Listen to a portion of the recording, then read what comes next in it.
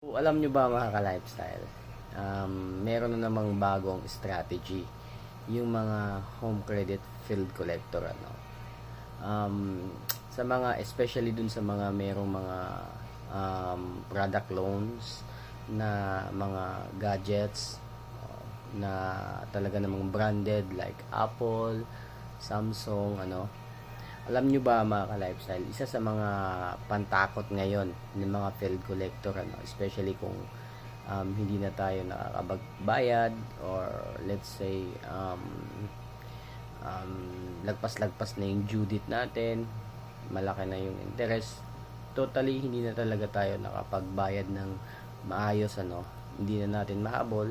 Alam nyo ba mga ka-lifestyle na ngayon isa sa mga pinapantakot nila is kukontakin daw nila yung company, halimbawa kung Apple yung kinuha mo, yung unit or yung cellphone na kinuha mo is Apple product, kukontakin nila yung company ng Apple, no? Ipapa-deactivate daw nila yung unit mo, no? And then kung Samsung naman, ganun din, tatawagan nila, kukontakin din nila, no? Maniwala kayo sa hindi mga lifestyle, isa yan sa mga malabong mangyari, kasi unang-una, once kasi na nasa yun na yung product mga ka-lifestyle, ikaw na mismo yung gumagawa ng account mo, no? 'Di ba meron tayong mga tinatawag na Apple ID, then Samsung ganyan, Samsung account. So posible na ikaw lang talaga yung maka-access ng cellphone na yan, no? Whether you like it or not. Maliban na lang kung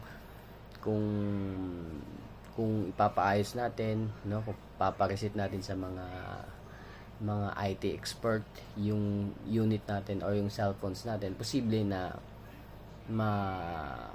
mawala yung ganung klaseng mga account natin na naka-save or naka-login sa cellphone natin. Pero pag sinasabi nila kasing kukontakin nila, napaka-imposible po, no? Unang-una, pupunta pa sila doon sa kumpanya talaga ng ganitong klaseng mga kumpanya na sobrang laki, no? Do you think napapansin sila, bibigyan sila ng time, no para busisiin kung ano man yung serial number, account number ng gadgets na nakuha natin mula sa kanila, no? So makes sense mga ka-lifestyle. Again, yung ganyan klaseng mga strategy, meron pa rin kahit paanong mga natatakot, no? So again, wag po kayong matakot sa ganung klaseng mga strategy. Napakalabo pong mangyaring ganun, na yung mga hawak ng mga cellphones na hindi na magagamit totally, yun yung gusto nilang i-point out mga ka-lifestyle, kasi yun na nga, hindi lang tayo nakapagbayad ng maayos, ganun na yung pwede daw mangyari, no? Since hindi na maayos yung payment natin sa kanila, yun yung tanging way daw, no, para yun na nga, hindi rin magamit, kumbaga useless yung mga gadgets na nakuha natin mula sa kanila, no?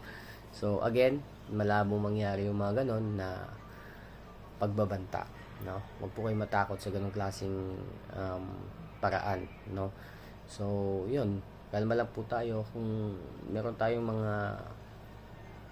mga product na loan sa mga home credit, pwede rin natin yung gaya ng online lending application. Pag meron na tayong sapat na pera, pwede nating balikan yan. Nandiyan lang din yung mga account number, pwede nating bayaran yan anytime. Yun nga lang, everyday, I think every due, syempre pumapatong yung interest, no? So yun, laban lang po tayo. If wala naman talaga tayo, wag nating pilitin yung sarili natin para hindi tayo masyadong ma-depress, magkaroon ng anxiety whatsoever. So relax lang po tayo. So yun lang mga live, share ko lang sa inyo. Peace.